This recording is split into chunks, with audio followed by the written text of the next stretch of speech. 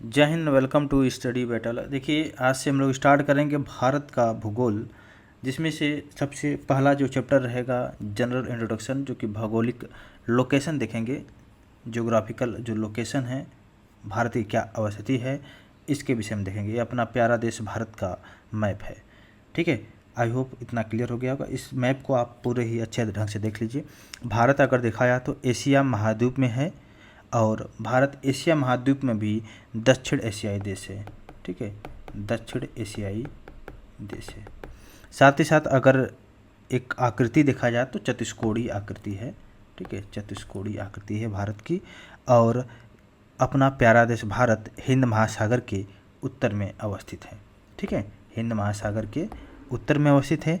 साथ ही साथ अगर हम लोग बात करें अक्षांशीय जो विस्तार है, उसके दृष्टिकोण से अगर देखा जाए तो भारत उत्तरी गोलार्ध में है। वहीं पर अगर देशांतरी विस्तार से देखा जाए तो भारत पूर्वी गोलार्ध में अवस्थित है। क्लियर हो गया होगा। भारत विश्व में जो क्षेत्रफल की दृष्टि से 7वें स्थान पे है। सबसे बड़ा अगर क्षेत्रफल देखा जाए तो किसका है?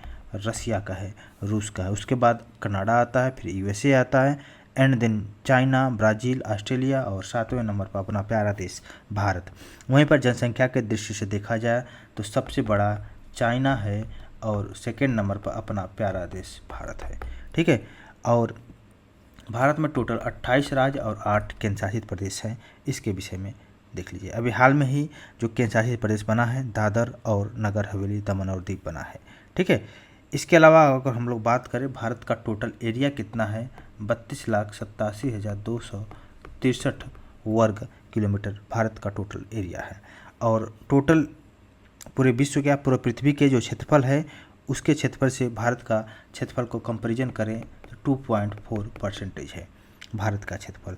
वहीं पर अगर जनसंख्या की बात करें, पूरे विश्व की जनसंख्या से अपना प्यारा देश भारत की जनसंख्या से कंपैरिजन करें तो 70.5% जनसंख्या भारत में निवास करती है। ठीक है, वो भी 2011 की जनगणना के हिसाब से है। अभी लेटेस्ट जनगणना होगा तो उसमें सब कुछ अलग रहेगा डेटा। और भारत का देखा जाए विस्तार, अगर देखा जाए उत्तर से दक्षिण क्रम का ये जो विस्तार है 3,214 किलोमीटर है। वहीं पर पूर्व से पश्चिम का जो विस्तार है आपको 2,933 किलोमीटर है।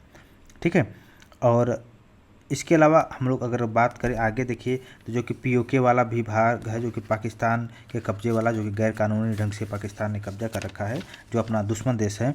वहीं पर चाइना ने भी अक्साई चीन का जो है क्षेत्र गैर कानूनी ढंग से चाइना ने भी कब्जे कर रखा है। ठीक है, तो इस तरह हम लोग आगे डिस्कस करेंगे और भी अच्छा ढंग से डिस्कस करेंगे। आपने इसको देखा भी। ये देखिए अंडमान निकोबार है, सबसे सदर्न पॉइंट इंदिरा पॉइंट हो गया। मुख्य भूमि का सबसे सदर्न पॉइंट आपको कन्याकुमारी का यहाँ पे देखने को मिलेगा, कन्याकुमारी। इसके अलावा अगर हम लोग बात करें सबसे पश्चिमी बिंदु, जो कि गौर माता गुजरात में है, गुहार माता भी बोलते हैं। उत्तरी पॉइंट इंदिरा कोल लद्दाख का है। वहीं पर पूर्वी बिंदु जो कि किबुती है, जो कि अरुणाचल प्रदेश में है। ठीक है, तो इस तरह आपने देख लिया। कर्क रेखा के विषय में हम लोग आगे डिस्कस करेंगे। कर्क रेखा, अक्षांशीय विस्तार, ये सब हम लोग आगे डिस्कस करेंगे। ठीक है, तो आप चाहो तो अभी हम लोग डिस्कस कर लेंगे, लेकिन आगे है तो फिर हम लोग वहाँ पे डिस्कस करेंगे। सबसे पहले अब हम लोग डिस्कस करेंगे क्वेश्चन को अगर हम लोग डिस्कस करें तो भारत का जो भौगोलिक अवस्थिति या विस्तार है, देख सकते हैं अक्षांशीय विस्तार 8 डिग्री 4 मिनट से लेकर 37 डिग्री 6 मिनट उत्तरी अक्षांश है। वहीं पर द्वीपों सहित अक्षांशीय विस्तार 6 डिग्री 45 मिनट से लेकर 37 डिग्री 6 मिनट है। वहीं पर देशांतरी विस्तार देखा जाए तो 68 डिग्री 7 मिनट से लेकर 97 डिग्री 25 मिनट है। आपने सारे पॉइंट को देखा। सबसे उत्तरी पॉइंट इंद्रकोल हो गया। सबसे दक्षिणी पॉइंट इंदिरा पॉइंट, जो ग्रेट निकोबार में है। मुख्य भूमि का जो दक्षिणी पॉइंट है वो है कन्याकुमारी, तमिलनाडु में। पूर्वी बिंदु किबुती हो गया। पश्चिमी बिंदु गुहार मोत्या हो गया। टोटल स्थलीय सीमा आप आगे आप देखेंगे, तटीय सीमा 7,516.6 किलोमीटर। टोटल तटों की लंबाई दे सकते हैं। तटरेखा अंडमान निकोबार की लंबाई जो तटरेखा सबसे ज़्यादा है 1962 किलोमीटर। गुजरात का 1215, आंध्र प्रदेश का 974, और दमन और दीव का 10 किलोमीटर है। वहीं पर पौंडीचेरी का 31 है। तो इस तरह आप देख सकते हैं। अब हम लोग क्वेश्चन देखें, जो कि क्वेश्चन आया हुआ है। तो भारत का इसमें से देखिए कौन सा जोड़ा सही नहीं है। पहला तो सही है, और इसमें जो सही देखिए भारत का 26 राज्य दिया है, ये नहीं रहेगा, यहाँ पर 28 राज्य रहेगा। तो ऑप्शन नंबर डी इसका करेक्ट ऑप्शन है। इसके अलावा अगर हम बात करें भारत के राज्य और संघ राज्य क्षेत्रों में कुल जनसंख्या के संबंध में कौन सा सही है, देख सकते हैं 28 राज्य और 8 केंद्र शासित प्रदेश वर्तमान समय में भारत के है। इंडिया का लोकेशन आप देख सकते हैं, इसमें से जो सही ऑप्शन है ऑप्शन नंबर सी है, जो कि 8 डिग्री 4 मिनट से लेकर 37 डिग्री 6 मिनट उत्तरी अक्षांश, और देशांतरी विस्तार आप देख सकते हैं 68 डिग्री 7 मिनट से लेकर 97 डिग्री 25 मिनट है। ठीक है, तो इस तरह आप देख सकते हैं। इसमें से कौन सा युग्म सबसे पूर्वी और सबसे पश्चिमी, सबसे पूर्वी अरुणाचल प्रदेश और सबसे पश्चिमी गुजरात है भारत का। ठीक है, इसके अलावा अगर हम बात करें, देखिए सबसे इंपॉर्टेंट क्वेश्चन ये भी बहुत इंपॉर्टेंट है, निम्नलिखित युग्मों में से कौन सा 10 डिग्री चैनल के द्वारा सेपरेट होता है। अंडमान और निकोबार एक दूसरे से 10 डिग्री चैनल के द्वारा सेपरेट होते हैं। इसके अलावा और भी हम लोग स्टेट खाड़ी चैनल को देख सकते हैं। मालदीव और मिनिकॉय 8 डिग्री चैनल, बहुत इंपॉर्टेंट क्वेश्चन है। मालदीव और मिनिकॉय 8 डिग्री चैनल से सेपरेट होता है। वहीं पर लक्षद्वीप व मिनिकॉय 9 डिग्री चैनल से, छोटा अंडमान और निकोबार जो कि 10 डिग्री चैनल से, दक्षिणी अंडमान और लघु अंडमान के मध्य डंकन पास है, कोको द्वीप और उत्तरी अंडमान के मध्य कोको स्टेट है, सुमात्रा व निकोबार के मध्य ग्रेट चैनल, तमिलनाडु व श्रीलंका के मध्य पाक स्टेट, वहीं पर दक्षिणी पश्चिम तमिलनाडु व श्रीलंका के मध्य मन्नार के खाड़ी के द्वारा सेपरेट होता है। तो ये बहुत इंपॉर्टेंट, इसको आप याद कर लीजिएगा। ठीक है, आगे हम लोग और क्वेश्चन को देखेंगे, जिसमें कि 9 डिग्री चैनल आपने अभी देखा कि कवरती और मिनिकॉय से एक दूसरे से 9 डिग्री चैनल से सेपरेट होते हैं। निम्नलिखित विशेषताओं के आधार पर राज्य की पहचान करना है, तो इसमें जो सही है मिजोरम इसका राइट आंसर है। कर्क रेखा इस राज्य से होकर गुजरती है और साथ ही साथ इस राज्य का उत्तर दक्षिण में विस्तार अधिक है।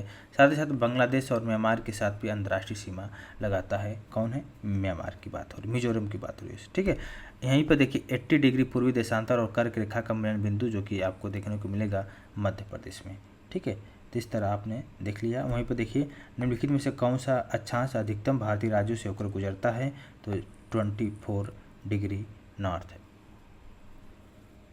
अक्षांश। ठीक है, लगभग 10 राज्यों से होकर गुजरता है, जिसमें से आप देख सकते हैं गुजरात, राजस्थान, मध्य प्रदेश, उत्तर प्रदेश, छत्तीसगढ़, झारखंड, पश्चिम बंगाल, त्रिपुरा, मिजोरम और मणिपुर है। अब वहीं पर हम लोग आगे क्वेश्चन देखेंगे। आगे क्वेश्चन है कि गुजरात के सबसे पश्चिमी गांव और अरुणाचल प्रदेश के सबसे पूर्वी छोर पर स्थित वालांग के समय में कितने घंटे का डिफरेंस है, तो 2 घंटे का डिफरेंस। आगे हम लोग आगे इसको देखेंगे, भारतीय मानक समय देखेंगे तो हम लोग इसको बहुत ही अच्छे ढंग से डिस्कस करेंगे।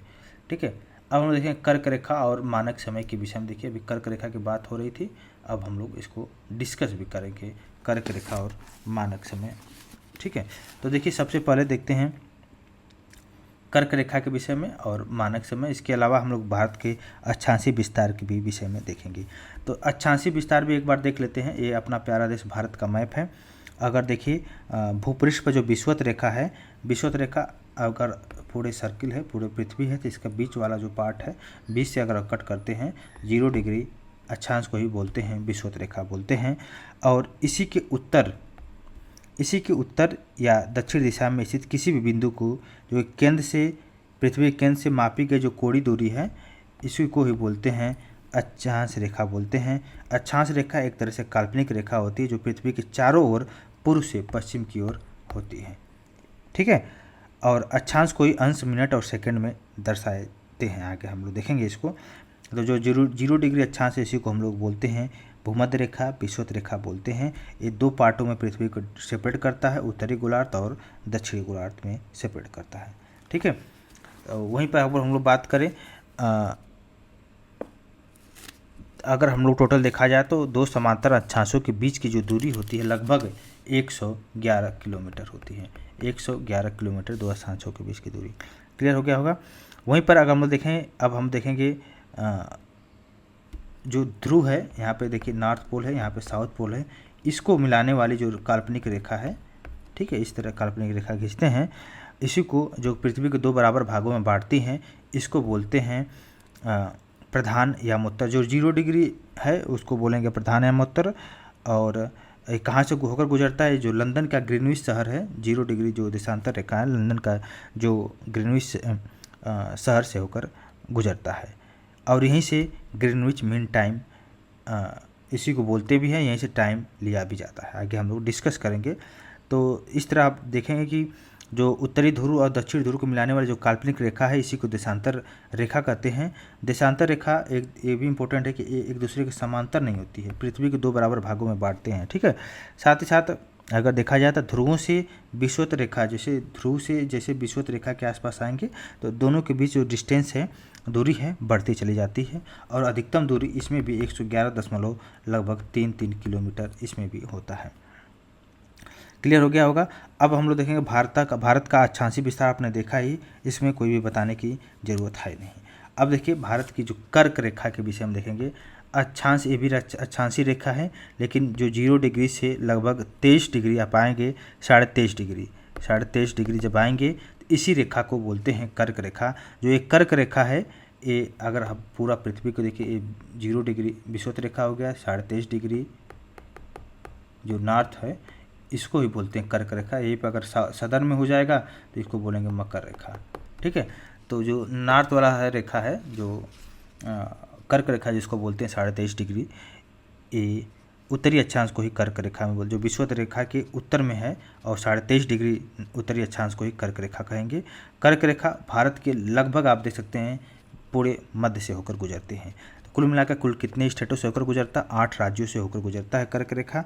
कौन सा है इसका? मित्र गमछा झार इसका ये ट्रिक है याद करने का, लेकिन फिर भी आप देख सकते हैं एक माइंड मैप में गुजरात हो गया, गुजरात के बाद राजस्थान का पार्ट आ रहा है, देन मध्य प्रदेश आ रहा है, मध्य प्रदेश के बाद जस्ट छत्तीसगढ़ का थोड़ा सा पार्ट आ रहा है, बहुत ही थोड़ा सा माइन्यूट से।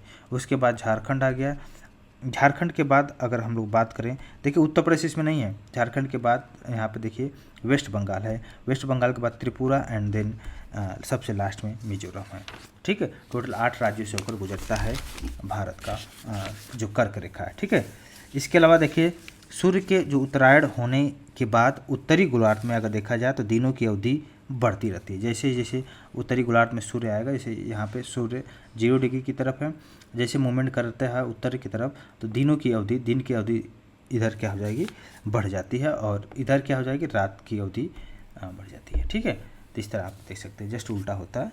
आगे हम लोग देखेंगे 21 जून और इसके निकटतम तिथि जो होता है सूर्य उत्तरायण स्थिति में सबसे सर्वोच्च बिंदु पर होता है, मतलब बोल सकते हैं 21 जून के आसपास का रेंज बहुत ही बड़ा दिन होता है। रातें क्या होती है? बहुत ही छोटी होती है। वहीं पर अगर हम लोग बात करें, ये जो माही नदी है भारत की, माही नदी जो कि कर्क रेखा को 2 बार काटती है, ठीक है। तो इस तरह आपने देख लिया। इसके अलावा हम लोग और भी मानक समय के भी विषय में हम लोग डिस्कस करेंगे। आगे मानक समय है, इसको विषय में हम लोग डिस्कस करेंगे। तो आई होप क्लियर हो गया होगा। कर्क रेखा बहुत ही अच्छे ढंग से आपने डिस्कस किया होगा। इसमें कोई भी अगर आपको डाउट थोड़ा भी रहता है तो उसमें आप डिस्कस कर सकते हैं। तो इसको एक बार हम इरेज कर दे रहे हैं। इसके बाद कुछ और क्वेश्चन को हम लोग लेंगे, जैसे कि भारत का मानक समय के विषय में भी डिस्कस कर लेते हैं।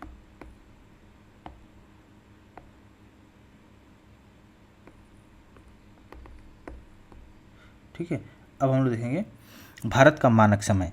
तो भारत का जो प्रमाणिक माध्याह्न रेखा है इसको बोलते हैं इंडियन स्टैंडर्ड टाइम, भारतीय मानक समय, जो कि ये आपको देख सकते हैं, ये जो रेखा है 82.5 डिग्री 30 मिनट, जो कि इससे भारत का मानक समय लेते हैं। आपको पता है कि ये जो प्रधान जो रेखा होती है 0 डिग्री देशांतर रेखा, यहीं से ग्रीनिच टाइम यही से लिया जाता है। और यही रेखा धीरे धीरे आगे जैसे पूर्व की तरफ आप चलेंगे, पूर्व की तरफ, तो करते करते यहाँ पे 82.5 डिग्री होगा। ये जो 82.5 डिग्री है भारत को लगभग बराबर, मतलब 2 बराबर भागों में बांटती है। और जो 0 डिग्री देशांतर रेखा है इससे भारत का मानक समय 5.5 घंटा आगे है, ठीक है। ये रेखा आपको मिर्ज़ापुर, इलाहाबाद, प्रयागराज के निकट से होकर गुजरती है, ठीक है। तो ग्रीनविच टाइम से भारत का जो समय है इंडियन स्टैंडर्ड टाइम 5.5 घंटे आगे है। क्लियर हो गया। इसके अलावा अगर हम लोग बात करें तो और भी अच्छे ढंग से हम लोग डिस्कस करेंगे।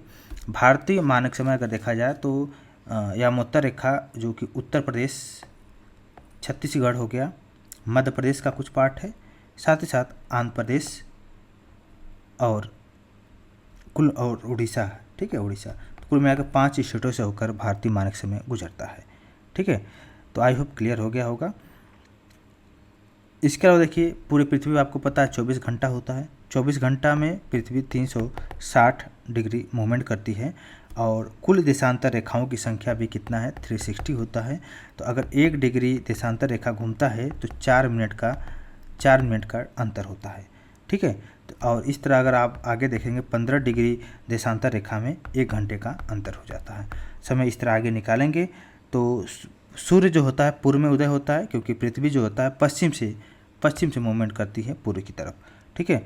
तो पूर्व वहीं पर अगर 0 डिग्री प्रधान एवं उत्तर जो रेखा है पूर्व की ओर जाने पर समय जो कि होता है ग्रीनिच मीन टाइम से आगे होता है। वहीं पर पश्चिम की ओर जैसे जाएंगे तो ग्रीनिच मीन टाइम से समय पीछे हो जाता है, ठीक है। तो आगे हम लोग इसको निकालेंगे, इंटरनेशनल डेडलाइन क्या है इसके विषय में डिस्कस करेंगे। तो आगे हम लोग देख रहे हैं कर्क रेखा पर अवस्थित राज्य, ये आप देखा ही। भारतीय मानक समय पर अवस्थित राज्य, इसको भी आपने देखा। तो अब हम लोग क्वेश्चन होकर देखते हैं। तो पहला क्वेश्चन आया है कि निम्नलिखित, थोड़ा सा इसको इधर कर लेते हैं। देखिए इसमें पहचानना है कि जहाँ से कर्क रेखा होकर गुजरती है, देख सकते हैं इसमें इसका ऑप्शन बी है, मतलब कि 24751, ठीक है। तो इस तरह आप बोल सकते हैं। अभी आपने इसको देखा है, निम्नलिखित में से किस राज्य में कर्क रेखा नहीं गुजरती है, तो अरुणाचल प्रदेश में कर्क रेखा होकर नहीं गुजरती है। कितने भारतीय प्रदेशों से कर्क रेखा गुजरती है, आपको पता है 8 राज्यों से। और जो इंडियन स्टैंडर्ड टाइम है 5 राज्यों से होकर गुजरती है।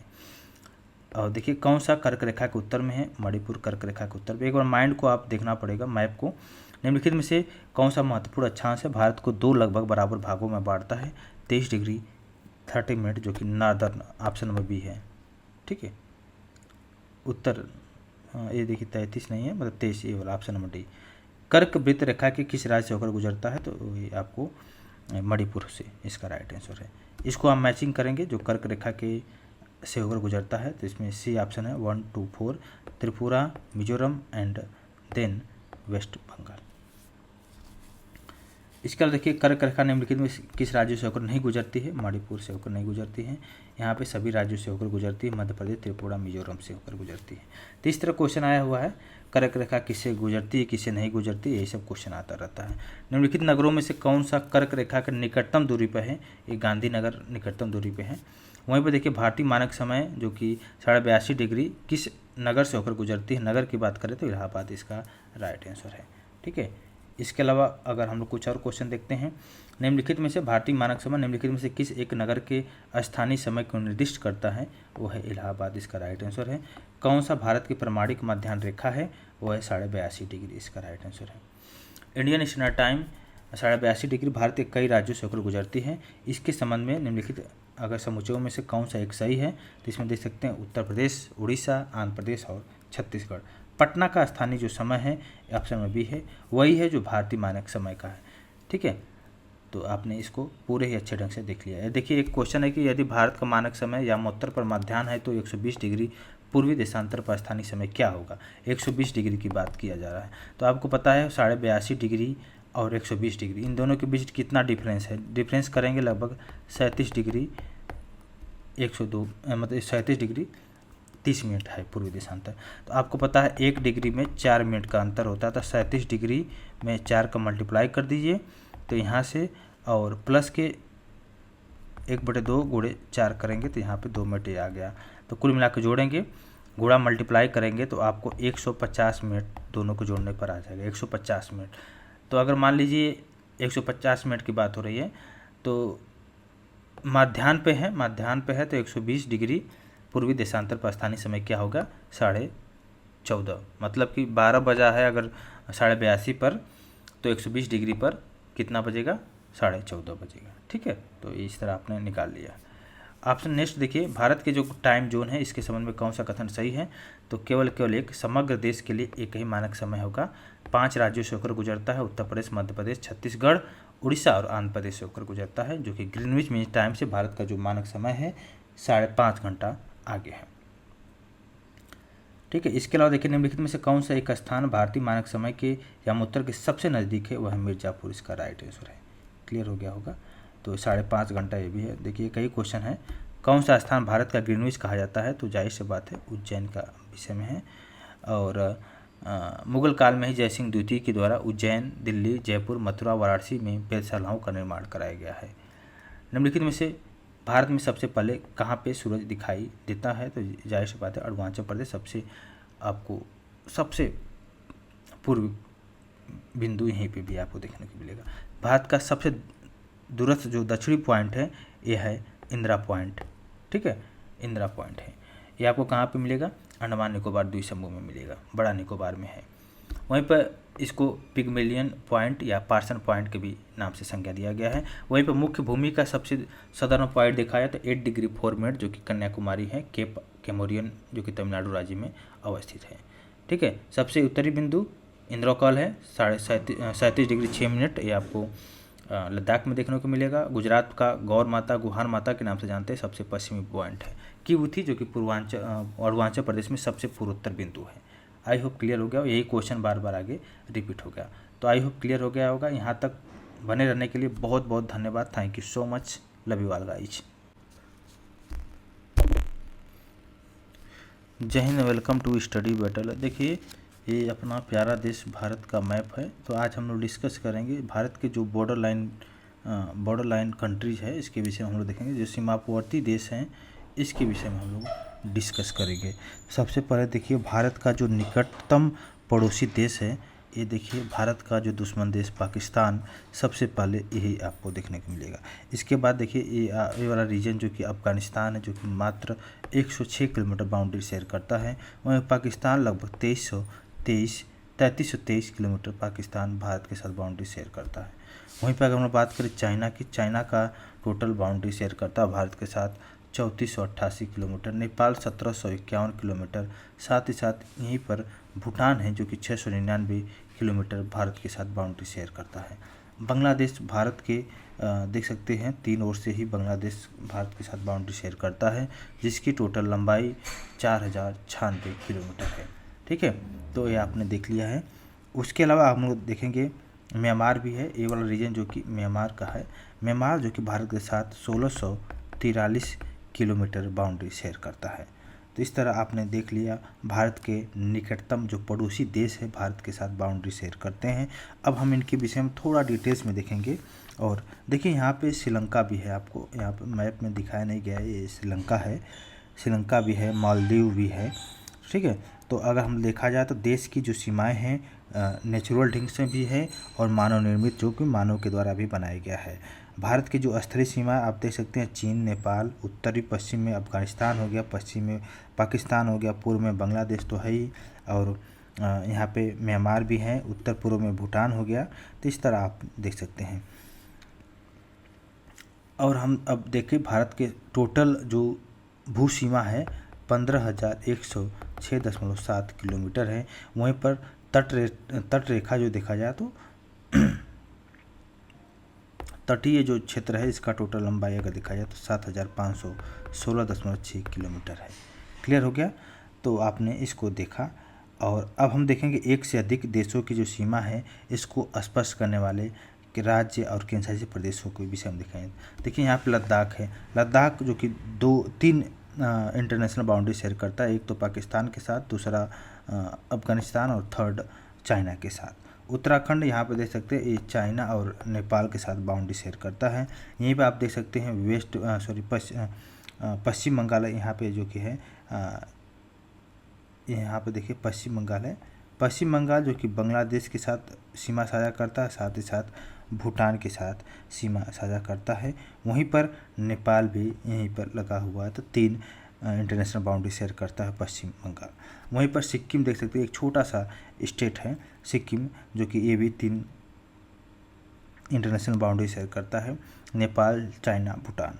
वहीं पर असम देख सकते हैं, ये असम है, ये भी भूटान और बांग्लादेश के साथ सीमा साझा करता है। अरुणाचल प्रदेश यहाँ पे देख सकते हैं, अरुणाचल प्रदेश है तो भूटान के साथ तो करता ही है, साथ ही साथ चाइना के साथ करता है और म्यांमार के साथ बाउंड्री शेयर करता है, ठीक है। तो वहीं पर देख सकते हैं मिजोरम जो कि है ये आपको बांग्लादेश के साथ सीमा साझा करता है और म्यांमार के साथ सीमा साझा करता है। तो इस तरह आपने देख लिया, ठीक है। तो अब हम लोग देखेंगे जो भारत और पाकिस्तान की जो सीमा रेखा है इसको क्या बोलते हैं, तो इसको बोलेंगे रेड क्लिफ रेखा बोलते हैं। वहीं पर देखा जाए तो अगर चाइना के साथ जो चाइना के साथ जो बाउंड्री है इसको बोलते हैं मैकमोहन रेखा। 1914 में सन हेनरी मैकमोहन के द्वारा इसका नाम दिया गया। भारत और अफगानिस्तान के बीच की जो रेखा है इसको बोलते हैं डूरंड रेखा। वहीं पर अगर हम लोग बात करें ये डूरंड रेखा जो कि अगर देखा जाए तो 1893 में ब्रिटिश सरकार के सचिव रहे हैं मोर्टिमर डूरंड के द्वारा अफगानों के साथ समझौते पर दिया गया है। वहीं पर देखिए समुद्र पार भारत का सबसे निकटतम पड़ोसी अगर देखा जाए तो कौन है, श्रीलंका है, ठीक है, जो कि पाक जलडमरूमध्य के द्वारा अलग होता है, ठीक है। इसके अलावा हम लोग देखिए इसका नामकरण जो कि रॉबर्ट पाक के द्वारा इसका दिया गया है। वहीं पर देखिए भारत और म्यांमार के साथ जो बाउंड्री है यहाँ पे देख सकते हैं, ये बहुत इंपॉर्टेंट है, इससे क्वेश्चन भी आता है। यहाँ पे योमा, नागा और पटकाई स्थलीय सीमा बनाते हैं। ये भारत को इरावदी नदी के साथ म्यांमार से सेपरेट करते हैं। क्लियर हो गया होगा। तो अब हम लोग देखेंगे क्वेश्चंस को डिस्कस करेंगे, ठीक है। तो यहाँ से देख सकते हैं आपको देखने को मिलेगा, इसको हम थोड़ा सा इधर कर लेते हैं।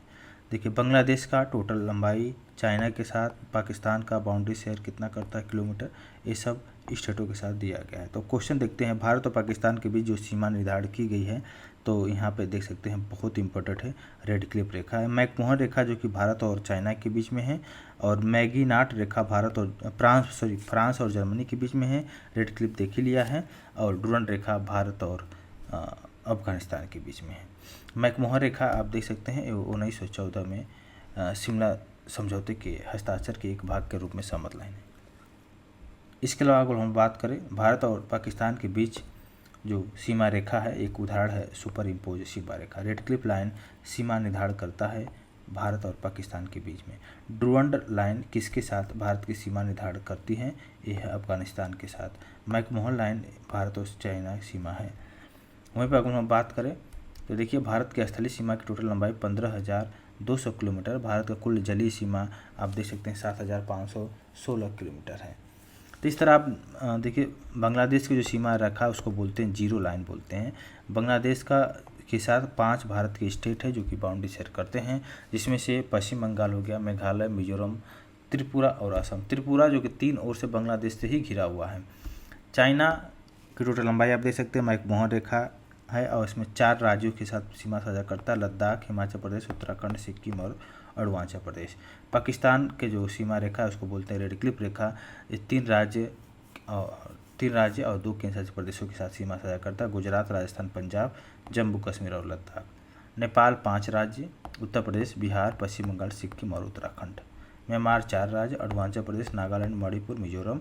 भूटान भी 4 राज्य, साथ ही साथ अफगानिस्तान 1 केंद्र शासित प्रदेश जो कि लद्दाख पीओके वाला क्षेत्र है, 106 किलोमीटर बाउंड्री शेयर करता है। इसके अलावा हम लोग बात करें इनमें से कौन सा देश भारत के साथ सबसे लंबी सीमा जो बनाता है बांग्लादेश के साथ बनाता है 4096.7 किलोमीटर। इसी को बोलते हैं जीरो लाइन भी बोलते हैं। तो नेपाल के पड़ोसी राज्यों का अगर एक युग्म देखा जाए तो पेयर देखा जाए तो यहाँ पर देख सकते हैं सिक्किम और बिहार। निम्नलिखित में से कौन सा भारतीय राज्य भूटान के साथ सीमा नहीं बांटता है, तो ये देख सकते हैं ऑप्शन नंबर बी, बिहार इसका राइट आंसर है। निम्नलिखित में से भारत के किन राज्यों को सीमा पाकिस्तान के साथ साझा करती है, वो है पंजाब, जम्मू कश्मीर, राजस्थान और गुजरात। निम्नलिखित में से कौन सा भारतीय राज्य 3 राष्ट्रों की अंतर्राष्ट्रीय सीमा से लगा हुआ है, यह अरुणाचल प्रदेश इसका राइट आंसर है। वहीं पर देखिए निम्नलिखित में से भारत के किस राज्यों की सीमा म्यांमार से उभनिष्ठ नहीं है, असम नहीं है, नागालैंड है, अरुणाचल प्रदेश, मिजोरम है। और निम्नलिखित में से किस राज्य की सीमा बांग्लादेश से नहीं मिलती है, वो है मणिपुर। निम्नलिखित राज्यों में से कौन सा राज्य बांग्लादेश से अपनी सीमा नहीं बनाता है, वो है नागालैंड इसका राइट आंसर है। निम्नलिखित में से किस भारतीय राज्य की सीमाएं भूटान राष्ट्र के साथ नहीं मिलती हैं, मेघालय इसका राइट आंसर है। नेक्स्ट देखिए भारत के किस राज्य की सीमा नेपाल, भूटान और चीन 3 देशों से मिलती है, वो है सिक्किम इसका राइट आंसर है। भारतीय निम्नलिखित राज्यों में से किसके 3 तरफ से अंतर्राष्ट्रीय सीमा है, वो है त्रिपुरा इसका राइट आंसर। निम्नलिखित में से कौन सा भौगोलिक रूप से ग्रेट निकोबार के सबसे निकट है, सुमात्रा ग्रेट निकोबार के सबसे निकट है। बाकी इसको आप देख ही सकते हैं, एमपीपीसीएस में क्वेश्चन आया हुआ है। म्यांमार की सीमा के सहारे भारत के राज्यों का उत्तर से दक्षिण के क्रम सबसे उत्तर में अरुणाचल प्रदेश एंड देन नागालैंड, मणिपुर और मिजोरम है। और इसके अलावा देखिए निम्नलिखित में से कौन सा जो कि भारतीय राज्य की अधिकतम सीमा म्यांमार से सफर करता है? म्यांमार से जो है अरुणाचल प्रदेश है। भारत और म्यांमार की टोटल सीमा रेखा की लंबाई 1643 किलोमीटर है। जो भारत के 4 राज्य जो कि अरुणाचल प्रदेश, नागालैंड, मणिपुर, मिजोरम है। अरुणाचल प्रदेश जो कि म्यांमार के साथ 520 किलोमीटर, मिजोरम 510, इसके बाद मणिपुर 398 और नागालैंड 215 किलोमीटर म्यांमार के साथ सीमा साझा करता है। ठीक है, निम्नलिखित में से कौन सा भारतीय राज्य 2 अथवा अधिक राज्यों के साथ अंतर्राष्ट्रीय सीमा को साझा नहीं करता है? वह है असम। ठीक है, तो इस तरह आपने देखा भारत में टोटल 28 राज्य, 8 केंद्र शासित प्रदेश हैं।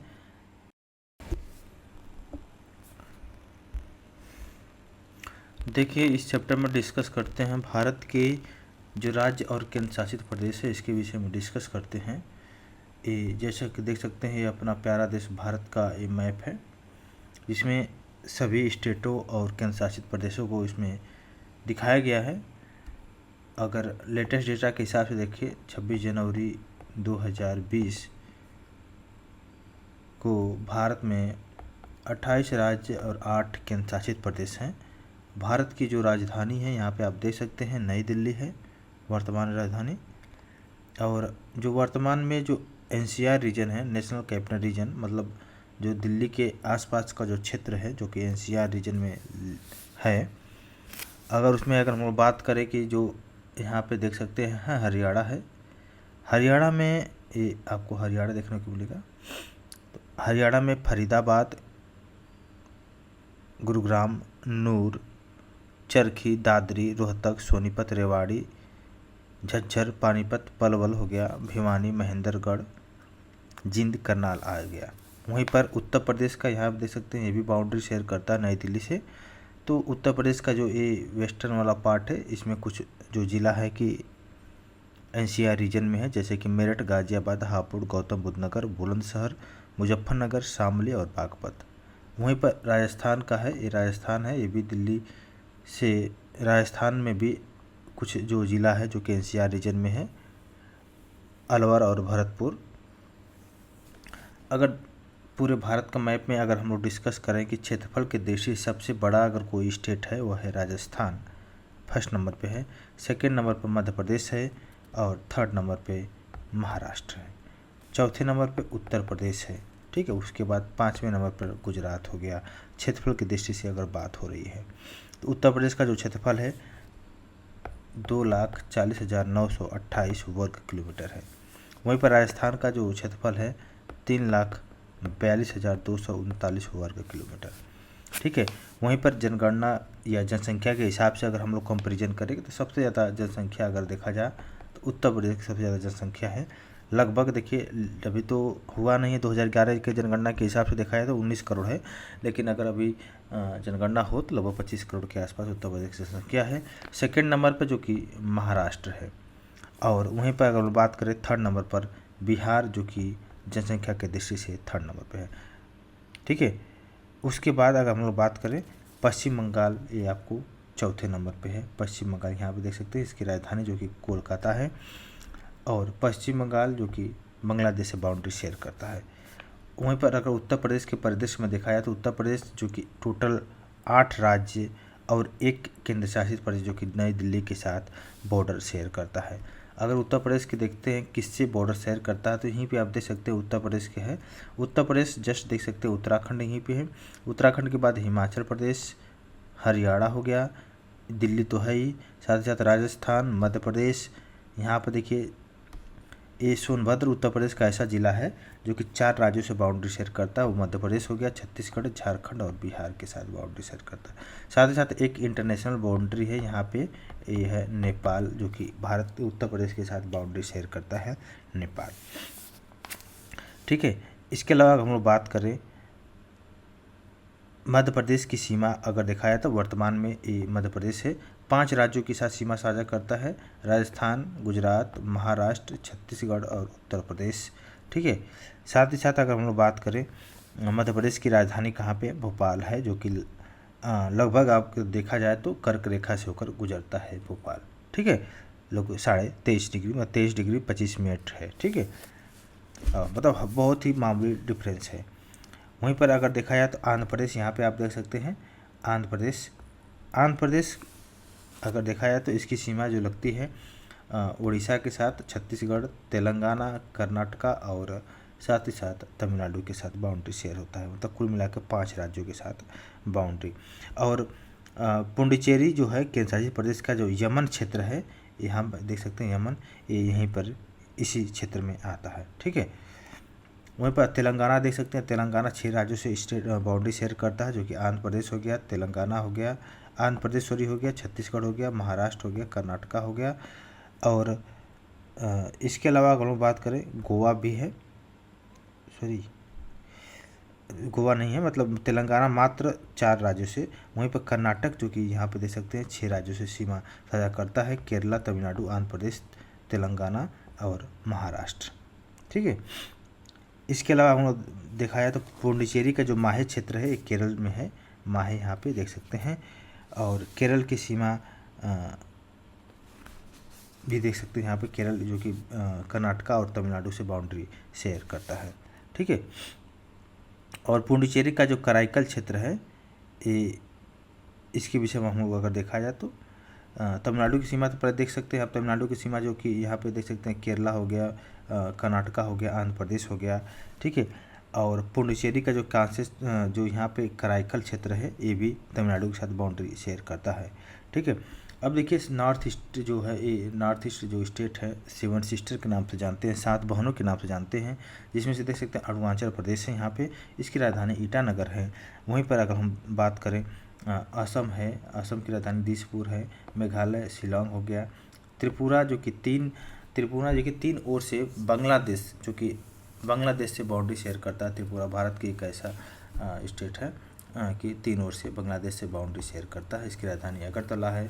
मिजोरम की आइजोल है। मणिपुर का इम्फाल अभी हाल में देखिए यहाँ पे कुछ आपको कुछ समय से विद्रोह यहाँ पे देखने को मिल रहा था। नागालैंड की राजधानी कोहिमा है। ठीक है, तो इस तरह आपने देखा 7 सिस्टर के रूप में।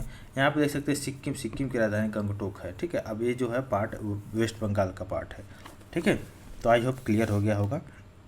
तो 7 राज्य हैं जो कि नॉर्थ ईस्ट स्टेट है, इसको 7 सिस्टर के नाम से जानते हैं। ठीक है, तो आप देख सकते हैं। वहीं पर अगर हम लोग बात करें मणिपुर, यहाँ पे देख सकते हैं, यहाँ पे मणिपुर है, इसकी राजधानी क्या है, इम्फाल है। सबसे छोटा और स्थलबद्ध राज्य है। ठीक है, और मात्र 0.7% जो कि भारत के कुल क्षेत्रफल का हिस्सा है। ठीक है, और मणिपुर की लगभग 90% आबादी जो कि अगर देखा जाए तो टोटल आबादी का मतलब पहाड़ी जो जिला राज्य है, लगभग 90% आबादी यहीं पर निवास करती है। ठीक है, और मणिपुर में ही लोकटक झील है, फुमडीज है, ये सब आपको पाई जाती है। और साथ ही साथ देखा जाए तो अगर हम लोग और बात करें, अरुणाचल प्रदेश में बनावड़ा वाला क्षेत्र जो कि यहाँ पे बहुत ज़्यादा देखने को मिलेगा, वन वाला, जंगल वाला। ठीक है, इसके अलावा देखिए राजस्थान में, ये राजस्थान देख सकते हैं, यहाँ पे बहुत ही ज़्यादा डिजर्ट एरिया है। भारत का मरु क्षेत्र है, विश्व का सबसे घना बसा मरुस्थल भी है। कर्नाटका के जो बेंगलुरु है, यहाँ पे है बेंगलुरु, इसको बोलते हैं, सॉरी यहाँ पे है बेंगलुरु को जो बोलते हैं IT power house, silicon state के नाम से भी जानते हैं। ठीक है, तो इस तरह आपने देख लिया। अब हम लोग क्वेश्चंस को डिस्कस करेंगे। भारत के मैप को, राज्य और केंद्र शासित प्रदेश को आपने देख लिया। यहाँ पे देखिए लद्दाख, लेह हो गया, जम्मू कश्मीर हो गया, अभी ये वाला जो रेंज है POK वाला रेंज इधर देख सकते हैं। साथ ही साथ देखा जाए तो अभी हाल में अगर जब मैं वीडियो रिकॉर्ड कर रहा हूँ तो भारत और पाकिस्तान के बीच में युद्ध चल रहा है, और जो हमारा दुश्मन देश पाकिस्तान है उसके खिलाफ भारत बहुत ही बड़ा एक्शन ले रही है। ठीक है, और पाकिस्तान का आप जानते ही हैं, वो बहुत ही डरा हुआ है और बार बार ड्रोन के हमला कर रहा है। लेकिन भारत का जो वायु रक्षा प्रणाली S-400, आकाश, बराक, ये सब पाकिस्तान के ड्रोन को मुंहतोड़ जवाब दे रहे हैं। साथ ही साथ भारत की मिसाइलें पाकिस्तान को तबाह कर रही हैं। इस तरह हम लोग देख लिए। अब देखिए हम लोग क्वेश्चन देखेंगे। देखिए कुछ राज्यों की राजधानी है और क्षेत्रफल है, इसको आप देख लीजिएगा बहुत ही आसानी तरीके से। ठीक है, अगर अब हम लोग डिस्कस करें तो क्वेश्चन को डिस्कस करते हैं। भारत की जो भौगोलिक क्षेत्रफल की दृष्टि से भारत के निम्न जिलों में से कौन सा सबसे बड़ा जिला है? तो लेह सबसे बड़ा जिला है, 2019 के बाद जम्मू कश्मीर राज्य पुनर्गठन अधिनियम 2019 के बाद जम्मू कश्मीर राज्य को 2 भागों जम्मू कश्मीर और लद्दाख में पृथक कर केंद्र शासित प्रदेश बना दिया गया है। दंडकारण्य क्षेत्र दिखाया तो दंडकारण्य रीजन जो है सिचुएटेड इन द स्टेट, जो कि है इसमें से कोई नहीं, इसका राइट आंसर है। दंडकारण्य क्षेत्र दक्षिण भारत के प्रायद्वीपीय पठार का एक भाग है जिसका विस्तार आप देख सकते हैं उड़ीसा, कोरापुट, मल्लानगिरी, कालाहांडी और छत्तीसगढ़ का कुछ जिला हो गया, आंध्र प्रदेश हो गया, ये सब रेंज को बनाया गया है। भारत के निम्नलिखित केंद्र शासित प्रदेशों में कौन सा क्षेत्रफल की दृष्टि सबसे छोटा है? वह है लक्षद्वीप सबसे छोटा है, मात्र 32 वर्ग किलोमीटर इसकी टोटल एरिया है। क्लियर हो गया होगा। वहीं पर दादर नगर हवेली, यहाँ का क्षेत्रफल देख सकते हैं 491, चंडीगढ़ का 114 और दमन और दीव का 112। देखिए 1953 में जब आंध्र प्रदेश एक अलग राज्य बना तब उसकी राजधानी जो थी कुर्नूल थी। निम्नलिखित में से किस राज्य का गठन 1948 में हुआ? तो 1948 में इसमें कोई ऑप्शन है नहीं। तो देखिए पश्चिम बंगाल का आप देख सकते हैं 1956 में हुआ, 1947 15 अगस्त को असम, 1 नवंबर 1966 को पंजाब और 25 जनवरी 1971 को हिमाचल प्रदेश का पुनर्गठन हुआ।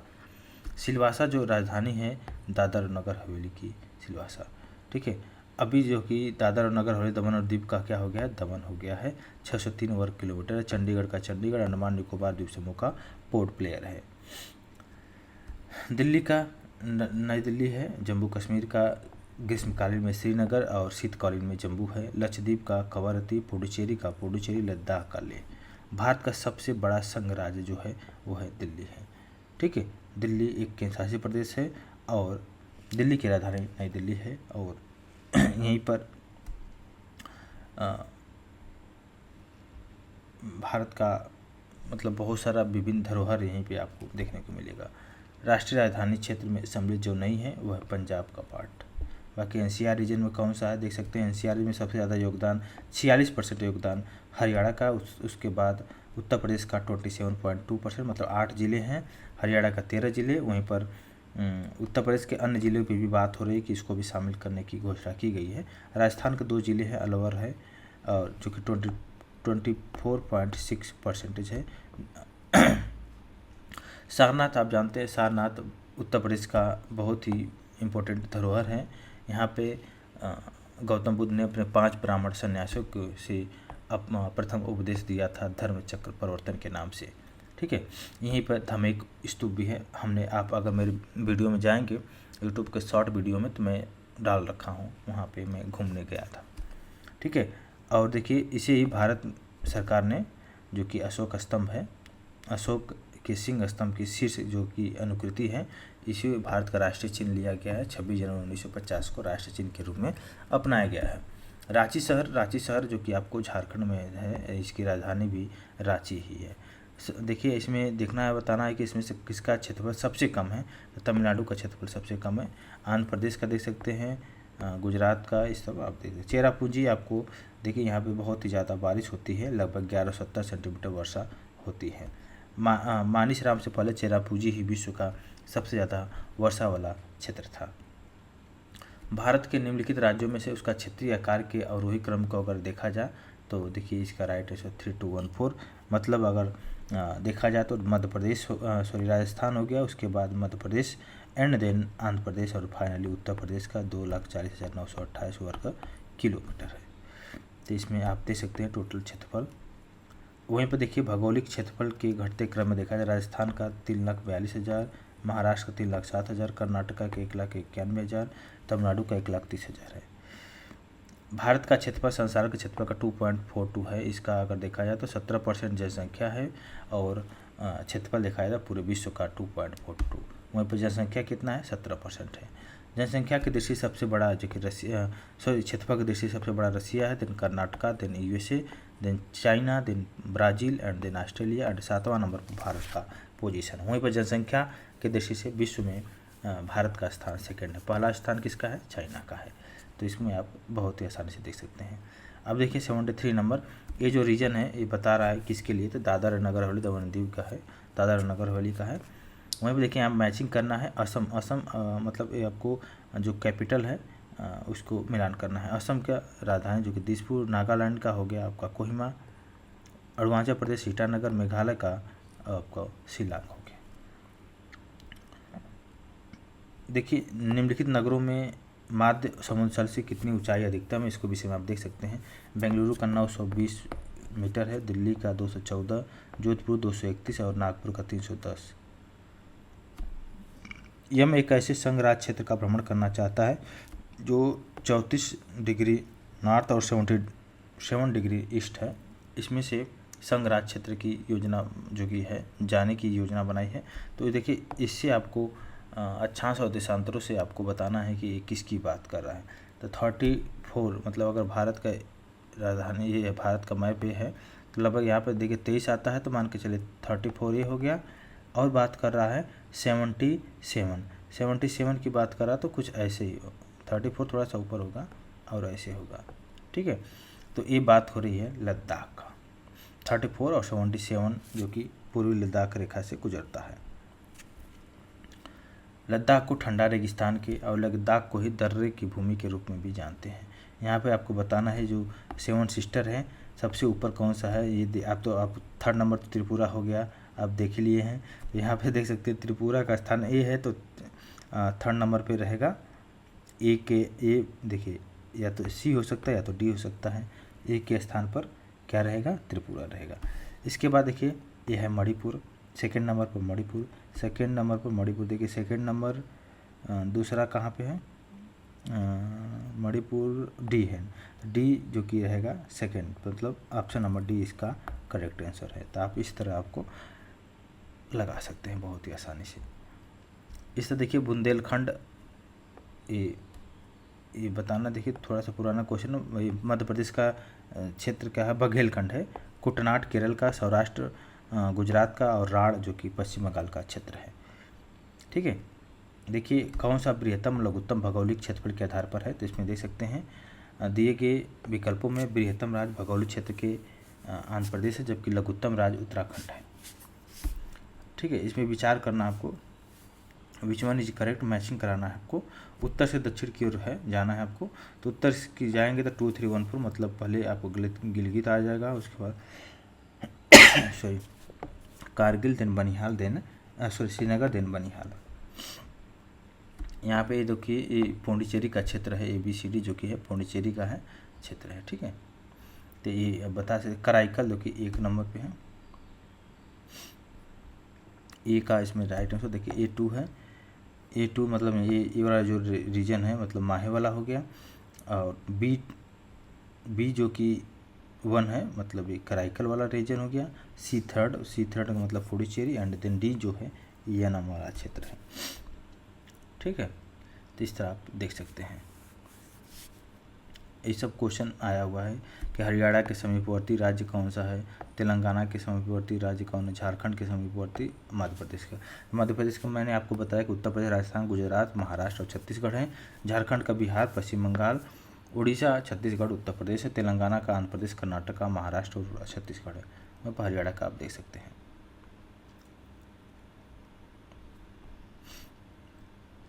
अब हम लोग देखेंगे जो कि बहुत ही important chapter border line countries के विषय में। तो उत्तर प्रदेश का जो पूरे भारत का बॉर्डर लाइन कंट्री, भारत के जो सीमावर्ती राज्य हैं, इसके विषय में हम लोग डिस्कस करेंगे, बहुत ही अच्छे ढंग से डिस्कस करेंगे। तो स्टार्ट करते हैं हम भारत के जो कि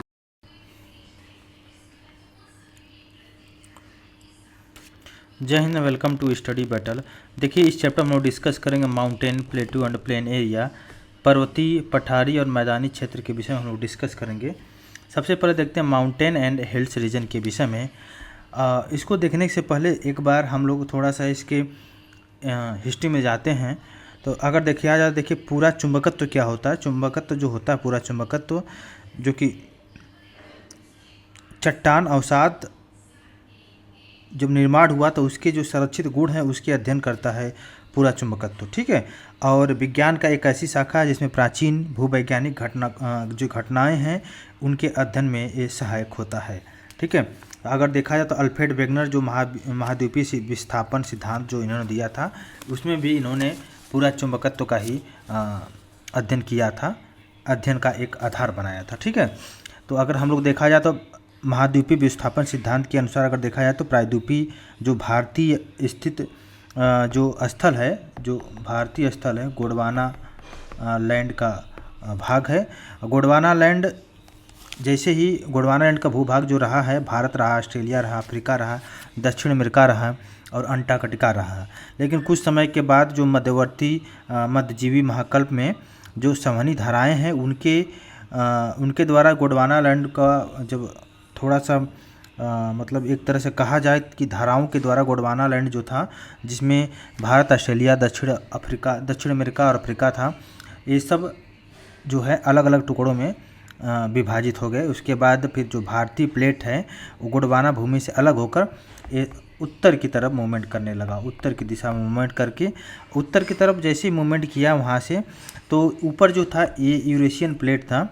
यूरेशियन प्लेट से और भारतीय प्लेट के बीच में एक थेसिस सागर थे, ठीक है, थेसिस सागर जो था, और इसमें अवसादी चट्टे जो वलित होकर इसमें हिमालय और पश्चिम एशिया की जो पर्वतीय श्रृंखला है इसके रूप में धीरे धीरे विकसित होने लगे। जैसे इधर से प्लेट, ये दोनों प्लेट आपस में टकराने के बाद ये हिमालय का एक आकृति ले लिया, जो कि युवा स्थल आकृति है, और ऊंचा शिखर बहुत बना, इसमें गहरी घाटियाँ रही, तेज बहने वाली नदियाँ रहीं, पताल तोड़ कुएँ, हर तरह की चीज़ें यहाँ पे देखने को मिला, ठीक है।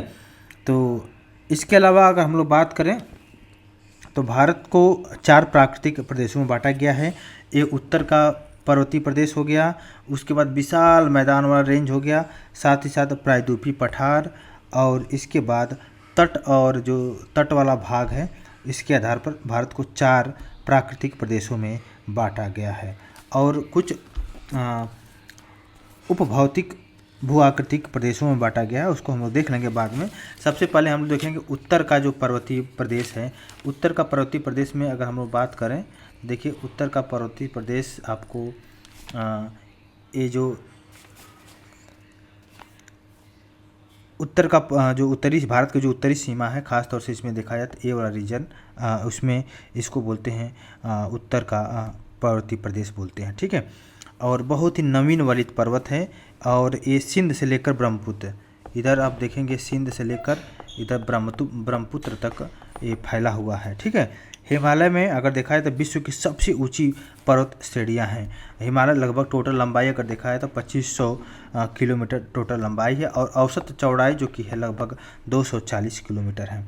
कहीं कहीं पे 400 किलोमीटर, जैसे कश्मीर वाला रेंज में 400 किलोमीटर है, और इधर जैसे ये आएंगे अरुणाचल प्रदेश के आसपास तो वहाँ पे 150 किलोमीटर इसकी औसत, मतलब 150 किलोमीटर इसकी चौड़ाई है। तो ओवरऑल देखा जाता है तो 250 किलोमीटर इसकी चौड़ाई हो गई, ठीक है। पूरा यहाँ से जम्मू कश्मीर से लेकर अरुणाचल प्रदेश तक ये फैला हुआ है।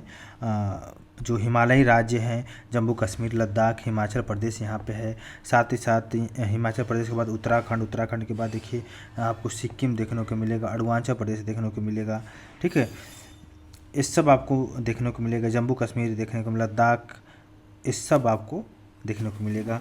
यहीं पे देखिए मणिपुर, मेघालय, ये वाला रेंज है, ये सब भी है, ठीक है, और त्रिपुरा भी है। पश्चिम बंगाल और असम का भी कुछ पहाड़ी क्षेत्र इसके अंतर्गत आते हैं, ठीक है। तो अब हम लोग देखेंगे जो हिमालय के निर्माण को आयु के आधार पर भी इसको बांटा गया है, तो इसको हम लोग डिस्कस करेंगे। तो देखिए सबसे पहले हम लोग इसको देखते हैं। देखिए इसमें अगर हम लोग देखें तो हिमालय का जो लॉन्गिट्यूडिनल विभाजन है, उत्तर से दक्षिण क्रम में हम लोग इसको देखेंगे अगर, तो ट्रांस हिमालय का अगर अंतिम रूप से उत्थान दिखाया तो क्रिटेशियस टर्सरी कल्प तक हुआ था। और इस प्रकार अगर आप लोग देखें तो हिमालय से जो प्राचीन श्रेणी है, हिमालय की अन्य श्रेणियाँ का उत्थान भी टर्सरी कल्प के विभिन्न अलग अलग युगों में हुआ है, ठीक है। तो अब हम लोग देखेंगे हिमालय की जो औसत ऊंचाई है लगभग 6000 मीटर है, मतलब 6 किलोमीटर बोल सकते हैं। और हिमालय की सबसे ऊंची जो चोटी है एवरेस्ट है, विश्व की सबसे ऊंची चोटी यहाँ पे देख सकते हैं एवरेस्ट है, हिमालय में ही अवस्थित है। कहाँ पे है? नेपाल और तिब्बत का बॉर्डर पे है। साथ ही साथ कंचनजंगा भी देख सकते हैं, कंचनजंगा यहाँ पे है आपको, ये भी हिमालय पर्वत श्रेणी की है, लेकिन विश्व की तीसरी सबसे ऊंची चोटी है, ठीक है, कंचनजंगा। और यह इसके पूर्व में तीस्ता नदी है और पश्चिम में क्या है?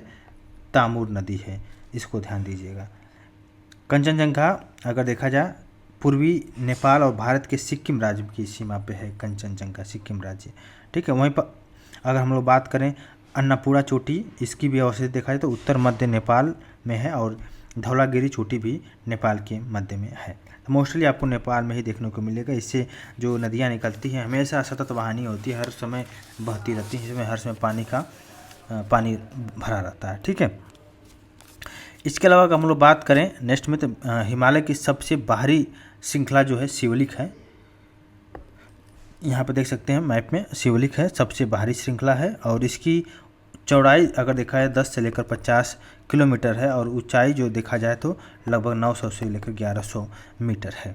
ठीक है, जहाँ से हिमालय की जो मुख्य हिमालय की श्रृंखला से नदियाँ जो है ये असंगठित अवसादों से बनी हुई है। ठीक है, इसके अलावा अगर हम लोग बात करें आगे और भी देखेंगे तो शिवलिक के क्षेत्र में ही जो कि गिरिपद क्षेत्र में अगर देखा जाए तो पश्चिम में सिंध से पूर्व में तीस्ता तक, सिंध से लेकर पूर्व में तीस्ता तक यहाँ तक फैले जो जलोढ़ और गुटिका निक्षेपित मैदान को क्या बोलते हैं? भाबर बोलते हैं, भाबर। ठीक है, महान हिमालय के उत्तर में ट्रांस हिमालय मतलब उसको पार हिमालय अवस्थित है। पामीर की जो नाट है घाट बोलते हैं, ये ट्रांस हिमालय में ही स्थित है। काराकोरम, लद्दाख, जास्कर, ये सब भी हिमालय, देखिए काराकोरम हो गया, लद्दाख हो गया, जास्कर, ये तीनों ही हिमालय की श्रेणियाँ में अवस्थित हैं। ठीक है, कैलाश पर्वत भी ट्रांस हिमालय में ही है। ठीक है, तो इस तरह आपने देख लिया। इसे देखिए सिंधु, सतलज, ये सब नदियाँ हमेशा निकलती रहती हैं और हिमालय के भाग को पंजाब हिमालय, जो सिंधु सतलज जो है इसके बीच की जो नदियाँ हैं इसको बोलते हैं पंजाब हिमालय बोलते हैं। और सतलज से लेकर काली नदी जो नेपाल के पास में है इसके बीच के भाग को बोलते हैं कुमायूं। ठीक है, कुमायूं हिमालय, कुमायूं हिमालय आपने देख लिया। अब यहाँ से अब काली नदी है, काली और तीस्ता नदी के बीच के जो भाग है इसको बोलते हैं नेपाल हिमालय। और तीस्ता और दिहांग रिवर है, इसके जो बीच के भाग है इसको बोलेंगे असम हिमालय। तो आपने क्या देखा, सबसे पहले इसको हम अगर एक बार इरेज कर दें तो आपको यहाँ पे देखने को मिलेगा सबसे पहले पंजाब हिमालय, पंजाब के बाद कुमाऊं हिमालय, देन नेपाल हिमालय, नेपाल के बाद सबसे लास्ट में आपको देखने को मिलेगा असम हिमालय। ठीक है, तो नदियों के बीच में ये है। ठीक है, वहीं पर ब्रह्मपुत्र नदी देखा जाए तो यहाँ पे आपको देखिए ब्रह्मपुत्र नदी ये सबसे पूर्वी सीमा बनाती है भारत का, हिमालय का भी बोल सकते हैं। दिहांग महाखंड जो है इसके बाद हिमालय दक्षिण की ओर से बहुत ही तीखा मोड़ लेते हुए भारत की पूर्वी सीमा में प्रवेश करती हैं। इसको क्या बोलते हैं? पूर्वांचल या पूर्वी पहाड़ियों के नाम से भी इसको जानते हैं। ठीक है, पूर्वांचल में पटकाई हो गया, नागा हो गया, मिजो हो गया, मणिपुर आदि ये सब श्रृंखलाएँ आपको देखने को मिलता है। ठीक है, तो इस तरह आपने देखा। अब हम लोग देखेंगे नेक्स्ट में कि कुछ नदियाँ देखिए, ब्रह्मपुत्र रिवर हो गया, यहाँ पे पर्वत के विषय में आपने देखा, और काराकोरम, लद्दाख, जास्कर और नंदा देवी यहाँ पे है, धौलागिरी, अन्नपूर्णा, माउंट एवरेस्ट, कंचनजंगा, ऐसा आपने देखा। ठीक है, अब हम लोग देखेंगे दक्षिण और मध्य भारत की कुछ नदियाँ, कुछ पर्वतीय पहाड़ियाँ हैं, इसको विषय में देखेंगे। तो अगर हम लोग इसको डिस्कस करें ये भी बहुत इम्पोर्टेंट है। देखिए नर्मदा नदी के जो उत्तर में प्रायद्वीपीय पठार, नर्मदा नदी यहाँ पे देख सकते हैं, नर्मदा नदी के जो उत्तर है ये वाला रीजन में आ गया।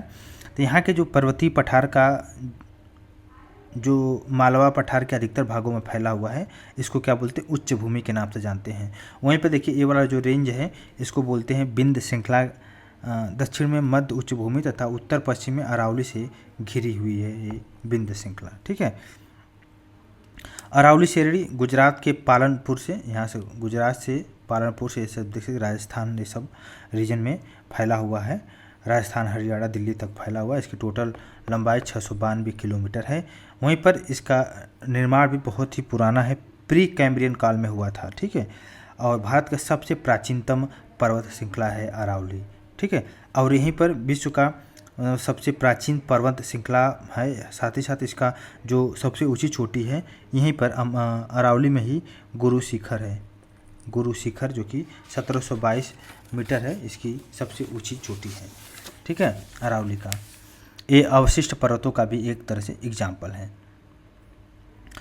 और अवशिष्ट पर्वत अरावली हो गया, विंध्याचल हो गया, सतपुड़ा, ये सब अवशिष्ट पर्वत का एग्जाम्पल है। सतपुड़ा रेंज में देखिए, इसको एक बार इरेज कर लेते हैं। जैसे कि सतपुड़ा रेंज, यहाँ पे सतपुड़ा है, इस दक्कन पठार का भाग होता है। इसका विस्तार भी गुजरात, महाराष्ट्र, छत्तीसगढ़ ये सब रेंज में है, मध्य प्रदेश वाले रेंज में है। इन श्रेणियों के उत्तरी भाग में नर्मदा नदी और दक्षिण भाग में ताप्ती नदी बहती है। ठीक है। सतपुड़ा की सबसे ऊंची चोटी कौन सी है? धूपगढ़, इधर ही होगा धूपगढ़। ठीक है। और वही में पश्चिम घाट की सबसे ऊंची चोटी कहाँ पे है? अनाईमुडी है। कहाँ पे? केरला में अनाईमुडी 2695 इसकी टोटल हाइट है। और पश्चिमी घाट का दक्षिणी क्षेत्र जो है उत्तरी क्षेत्र की अपेक्षा ऊंचा होता है। पश्चिमी घाट का विस्तार पश्चिम सागर तट के गुजरात से लेकर तमिलनाडु तक फैला हुआ है। क्लियर हुआ? अगर हम बात करें इसके आगे 1500 टोटल किलोमीटर लंबाई है। इसके बाद देखिए नल्लामलाई पहाड़ी है। नल्लामलाई जो पहाड़ी है आंध्र प्रदेश तेलंगाना के मध्य सीमा बनाती है, कृष्णा और पेन्ना नदी के मध्य में है। ठीक है। इसके बाद देखिए जवादी पहाड़ी भी तमिलनाडु, जवादी पहाड़ी भी कहाँ पे आपको? तमिलनाडु में देखने को मिलेगा, तमिलनाडु रेंज में मिलेगा। ठीक है। पहाड़ियों के रानियों के नाम से नीलगिरी पहाड़ी जो है यहाँ पे देख सकते हैं, नीलगिरी पहाड़ी, इसको पहाड़ियों की रानी के नाम से जानते हैं। और नीलगिरी पहाड़ी पूर्वी घाट और पश्चिमी घाट के सम्मिलन स्थल पर अवस्थित होता है। दोद्दा बेट्टा नीलगिरी पहाड़ी की सर्वोच्च चोटी है। दक्षिण भारत की प्रसिद्ध टोडा जो मुख्यतः तमिलनाडु में जनजाति यहीं निवास करती है। ठीक है। अन्नामलाई पहाड़ी केरल और तमिलनाडु राज्य की सीमा पर अवस्थित होता है। इसकी सर्वोच्च चोटी अनाईमुडी है। नीलगिरी पर्वतमाला तमिलनाडु, केरल और कर्नाटक राज्यों में विस्तृत होता है। ठीक है। तो इस तरह आपने देखा। अब हम लोग क्वेश्चन को देखेंगे तो हम लोग याद कर लेंगे। ठीक है। इसके अलावा देखिए अब देखेंगे उत्तर का पर्वतीय प्रदेश ट्रांस हिमालय और हिमालय पर्वतीय प्रदेश है। प्रमुख पर्वत श्रेणियाँ में काराकोरम इसकी प्रमुख चोटी K2 है। और लद्दाख का अगर देखा जाए तो इसका सबसे ऊंची चोटी हिंडन चोटी है। जास्कर का ब्रांड चोटी, पीर पंजाल का ग्रासिर ब्रूम है। और महान हिमालय की सबसे ऊंची चोटी माउंट एवरेस्ट है। लघु मध्य हिमालय का कंचनजंगा, वाय शिवालिक हिमालय का मकालू हो गया, धौलागिरी हो गया, नंगा पर्वत हो गया, ये सब हो गया। अरावली पर्वत के विषय में आपने देख ही लिया, विंध्याचल पर्वत हो गया, पश्चिमी घाट हो गया। अब हम लोग देखेंगे क्वेश्चन देखेंगे। और जैसे कि हिमालयन फ्रंटियर थ्रस्ट जो कि HFT है, ये कहाँ पे अवस्थित होता है? गगनेटिक एंड शिवालिक के मध्य अवस्थित होता है। उत्तराखंड की सबसे ऊंची चोटी आप जानते हैं नंदा देवी है। इसका हाइट है 7817 मीटर है। ठीक है। नंदा देवी उत्तराखंड की सबसे ऊंची चोटी है। देखिए मेन सेंट्रल थ्रस्ट जो है कि greater Himalaya and lesser Himalaya की पृथक करता है। इसके अलावा देखिए कैलाश पर्वत आपको तिब्बत में अवस्थित है। और यहाँ से कई महत्वपूर्ण नदियाँ निकलती है, ब्रह्मपुत्र, सिंधु, सतलज, कर्नाली, घाघरा। निम्न हिमालय पर्वत श्रेणियों में से किस पर्वत श्रेणी को अटल टनल पार करती है? अटल टनल जो पार करती है वो है ईस्टर्न पीर पंजाल। अटल टनल का निर्माण जम्मू कश्मीर के पूर्वी पंजाल में हुआ है। इसकी लंबाई 9.02 किलोमीटर है। यह मनाली के लेह से जोड़ता है। उसका उद्घाटन प्रधानमंत्री नरेंद्र मोदी जी ने किया था। इसका देखिए निम्नलिखित श्रेणियों को दक्षिण से उत्तर के क्रम में व्यवस्थित करना अगर देखा जाए तो इसमें जो सही होगा 2, 1, 3, 4 धौलाधर, जास्कर, लद्दाख एंड काराकोरम। निम्नलिखित भारत की जो पर्वत श्रेणियाँ हैं उनको अवस्थित करें उत्तर से दक्षिण क्रम के 2, 1, 4, 3। जिसे इसमें देखा जाए तो सबसे पहले वर्तमान में K2 है, फिर नंदा देवी हो गया, डोडा बेट्टा हो गया, फिर अनाईमुडी हो गया। ठीक है। इसको व्यवस्थित कर लीजिएगा। निम्नलिखित में से कौन सी भारत की सबसे नवीनतम जो श्रेणी है वो है हिमाद्री श्रेणी। ठीक है। सियाचिन हिमनद कहाँ पे है? सियाचिन हिमनद जो कि नुब्रा घाटी के उत्तर में है। सियाचिन हिमनद काराकोरम श्रेणी में नुब्रा घाटी लद्दाख में अवस्थित है। इसकी लंबाई जो कि 76 किलोमीटर है। आर्कटिक क्षेत्र के बाहर यह विश्व का सबसे बड़ा ग्लेशियर है, जबकि विश्व का सबसे बड़ा ग्लेशियर पामीर क्षेत्र में स्थित फ्रेड चेंको ग्लेशियर है। फ्रेड चेंको ग्लेशियर विश्व का सबसे बड़ा ग्लेशियर है। काराकोरम श्रेणी के प्रमुख हिमनद में हिस्पार हो गया, बियाफो हो गया, बाल्टोरो हो गया। कुमायूं हिमालय के निम्नलिखित में से किस नदियों के बीच स्थित है? कुमायूं हिमालय जो कि सतलज और काली नदियों के मध्य है। पंजाब हिमालय सिंधु सतलज के मध्य है। कुमायूं सतलज और काली नदी। नेपाल हिमालय काली नदी और तीस्ता नदी के मध्य। असम हिमालय यह तीस्ता नदी से ब्रह्मपुत्र नदियों के बीच में 720 किलोमीटर में फैला हुआ है। जब आप हिमालय की यात्रा करेंगे तो आप क्या देखेंगे? आप ये देखेंगे 1, 2, 3, 4 जो कि गहरे खड्ड, घुमा वाली नदी मार्ग, parallel mountain range and steep gradient causing land sliding, मतलब भूस्खलन के लिए उत्तरदायी तीव्र ढाल प्रवणता। यदि हिमालय पर्वत श्रेणियाँ नहीं होती तो भारत पर सर्वाधिक संभाव्य भौगोलिक प्रभाव क्या होता? अगर इसमें हम लोग देखें तो इसमें जो होता तो इसमें सबसे पहले देश के अधिकांश भागों में साइबेरिया से आने वाले शीतलहरों का अनुभव होता। सिंध गंगा मैदान इतनी सुविस्तृत जलोढ़ मृदा से वंचित होगा। मानसून का प्रतिरूप वर्तमान प्रतिरूप से भिन्न होता। अब देखिए हिमालय की रचना समांतर वलय श्रेणियों में हुई है। इनमें से प्राचीनतम श्रेणी जो है द ग्रेट हिमालय रेंज इसका राइट आंसर है। In the Himalaya main central thrust जो कि है महान हिमालय और लघु हिमालय को अलग करता है। The foothills region of Himalaya is Shivalik. Great Himalaya की क्या ऊंचाई? ग्रेट हिमालय की ऊंचाई 8,850 मीटर है। इसमें देखिए काराकोरम, लद्दाख, जास्कर और पीर पंजाल इसका राइट आंसर है, जो कि ऑप्शन नंबर बी है। काराकोरम, लद्दाख, जास्कर और पीर पंजाल। अक्साई जो चिन्ह है ये लद्दाख पठार का भाग है। अक्साई चिन्ह हिमालय जो कि हिमालय का पर्वतवाची जो कि है मध्य हिमालय का पर्वतवाची है। और जहाँ आज हिमालय वहाँ पे इसके पहले टेथिस सागर नामक उथला समुद्र था। देखिए पूर्व से पश्चिम यही आएगा इसमें। पूर्व में सबसे नमचा बरवा है, फिर उसके बाद कंचनजंगा, फिर माउंट एवरेस्ट और नंदा देवी। ठीक है, नंदा देवी कहाँ पे है? उत्तराखंड में। माउंट एवरेस्ट नेपाल में, कंचनजंगा सिक्किम में, नमचा बरवा अरुणाचल प्रदेश में, पीर पंजाल ये जो कि जम्मू कश्मीर में पाया जाता है। निम्नलिखित समूहों में कौन सा पूर्व से पश्चिम की ओर पर्वत श्रृंखलों का सही क्रम है?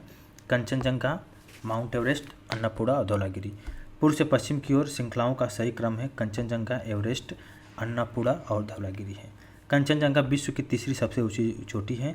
यह पूर्व के तीस्ता नदी और पश्चिम में तामू नदी के मध्य कंचनजंगा हिमालय में अवस्थित है। एवरेस्ट विश्व की सबसे ऊंची चोटी, यह नेपाल और तिब्बत सीमा पर है। लघु Himalaya the lesser Himalaya is between जो है शिवलिक एंड ग्रेटर हिमालय के मध्य है लघु हिमालय।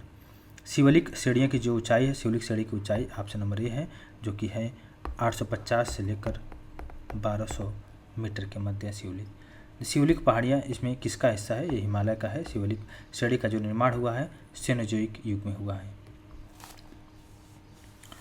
किन दो पर्वतों श्रेणियों के मध्य कश्मीर घाटी अवस्थित है? ये जो है ग्रेट हिमालय और पीर पंजाल के मध्य कश्मीर घाटी अवस्थित है। हिमालय की सबसे ऊंची चोटी कंचनजंगा है, आपको सिक्किम में देखने को मिलेगा। कुल्लू घाटी जिन पर्वत श्रेणियों के मध्य अवस्थित है ये है धौलाधर और पीर पंजाल। हिमालय पर्वत श्रेणियाँ निम्नलिखित में से किस राज्य का हिस्सा नहीं है? किस राज्य का हिस्सा नहीं है? जो कि उत्तर प्रदेश का हिस्सा नहीं है। उत्तर प्रदेश उत्तराखंड से अलग हो जाने के बाद इसका हिस्सा नहीं है। उत्तराखंड में हिमालय है। ठीक है, सिक्किम हो गया हिमाचल प्रदेश में अवस्थित है। इसमें देखिए सही क्रम बताना है। निम्नलिखित में सही क्रम माउंट एवरेस्ट, गार्डविन आस्टिन और कंचनजंगा। माउंट एवरेस्ट जो कि सबसे हाईएस्ट चोटी है 8,848.86 मीटर। केटू गार्डविन आस्टिन हिमालय की भारत की सबसे ऊंची चोटी है, जबकि माउंट एवरेस्ट विश्व का है। और केटू का है 8,611। कंचनजंगा का 8,598 मीटर है, जो कि भारत में हिमालय की दूसरी सबसे ऊंची चोटी है। नंदा देवी कहाँ पे है? ये आपको नंदा देवी कुमायूं हिमालय का पार्ट है। ठीक है, तो आपने देखा ही पंजाब हिमालय जो सिंधु से सतलज के मध्य, सतलज से लेकर काली नदी के मध्य जो है 320 किलोमीटर, ये आपको बहुत इंपॉर्टेंट है। ये आपको कुमायूं हिमालय है 560 किलोमीटर जो पंजाब हिमालय है। उसके बाद मध्य हिमालय जो काली और तीस्ता नदी है, तीस्ता नदी सिक्किम के पास है, 800 किलोमीटर तक फैला हुआ है, तो इसको बोलेंगे नेपाल हिमालय।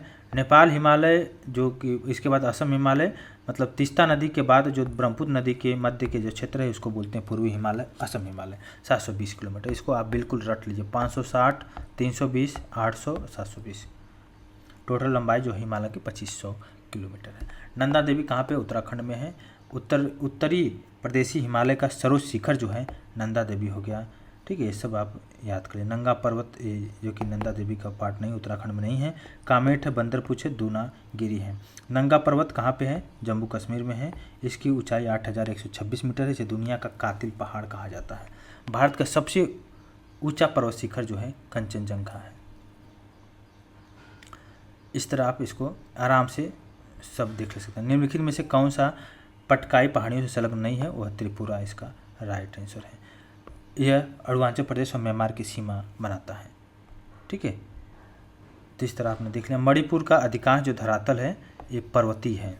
90% जो है जनजाति भी पर्वतीय क्षेत्रों में रहते हैं और 90% भूभाग पहाड़ियाँ पर है। मणिपुर पहाड़ी समुद्र तल से 970 मीटर ऊपर है। पहाड़ियाँ उत्तर में ऊंची और जो कि बृहद हिमालय का भाग है, दक्षिण में कम होते होते समाप्त हो जाती है। घाटी भी दक्षिण की ओर ढाल बनाती है। उसके बाद से यहाँ पे मैदानी क्षेत्र शुरू होता है। राज्य कुल भूभाग के 74.34% क्षेत्र पर वन पाया जाता है। यहीं पर विश्व प्रसिद्ध सिराय लिली स्वर्ग पुष्प भी पाया जाता है। निम्नलिखित में कौन सा एक भारत में अवस्थित नहीं है? वो है गोसाई थान अवस्थित नहीं है। सबसे नवीन जो है यंगेस्ट माउंटेन चेन जो है शिवलिक है, सबसे यंगेस्ट है। निम्नलिखित में से कौन सा श्रृंखला कश्मीर घाटी को सिंधु घाटी से अलग करती है? वह है ग्रेट हिमालय, कश्मीर घाटी से सिंधु घाटी को अलग करती है। सबसे हाईएस्ट माउंटेन जो कि है माउंट एवरेस्ट। धौलाधर और पीर पंजाल की महत्वपूर्ण श्रेणियां जो अवस्थित है ये लेसर हिमालय में अवस्थित है। भारत के निम्न राज्यों में कौन सा देश के सभी चारों ओर भौतिक प्रदेशों का प्रतिनिधित्व करता है? वह है वेस्ट बंगाल। वेस्ट बंगाल देखिए राज्य में पर्वत प्रदेश दार्जिलिंग जिला, मैदानी प्रदेश निचला गंगा मैदान, प्रायद्वीपीय क्षेत्र वर्धमान जिला, तटीय मैदान कोलकाता और गंगा सागर, ये सभी चारों भौतिक प्रदेशों का प्रतिनिधित्व करते हैं। इसके बाद हम लोग बात करेंगे निम्नलिखित में से कौन सा भारत में शीत मरुस्थल का सही अवस्थिति है? तो इसका देख सकते हैं north east of Karakoram range, north east of Karakoram range. इसके बाद हम लोग देखेंगे पीर पंजाल लघु हिमालय का पार्ट है, पोटावर पाकिस्तान पठार, K2 गार्डविन काराकोरम की पर्वत चोटी, करेवा जो कि कश्मीर घाटी में स्थित उपजाऊ मैदान है। हिमालय एक प्रकार का वलित पर्वत है, सह्याद्री भ्रंशोत्स्य पर्वत है, राजमहल ज्वालामुखी पर्वत है, नीलगिरी जो कि अवशिष्ट पर्वत है। इसके बाद हम लोग देखिए मैचिंग करिए। देखिए क्वेश्चन 2003 में आया है IAS में।